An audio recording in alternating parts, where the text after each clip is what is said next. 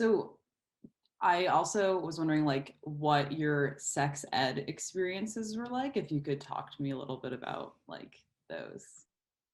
Yeah, I think that sex education was really focused on, I think like I felt like, yeah, you really learned about, the anatomy of the reproductive system. And I remember learning all these different types of contraception and yeah, and birth control, which was I appreciated how I came out of my sex education classes knowing what IUD is, what the implant is, like the pros and cons of kind of all these different hormonal and like copper and all these. I think that was really cool because I think like that's something that it would be really hard to like do all this research on your own. I think, however, I felt like in terms of we learned a little bit about healthy relationships in general and we learned about like the parts of your reproductive system, but the combination of like how to communicate well and set boundaries in a sexual relationship is something that I don't really remember learning about. And I think that a lot of, high schoolers then go on to base their understanding of how to communicate and how to go about having sex or sexual intimacy in a way that like they see on TV or see in, porn.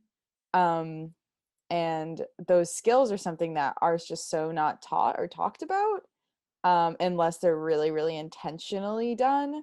So I think like that is something I really wish that we had more around like how to have conversations about sex with partners, with friends, how to communicate when you're with your partner about like what your boundaries are, what you want to do.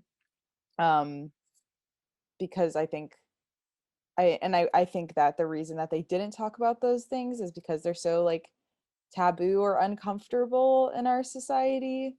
But that's kind of the whole point, making them less taboo. Um, yeah, I mean, and I'll also note that like I felt frustrated because, and I'm sure if you have other people you're interviewing about their sex education experiences, this might be a common theme of it. Like queer sex or relationships is like not was not talked about at all. So if you were to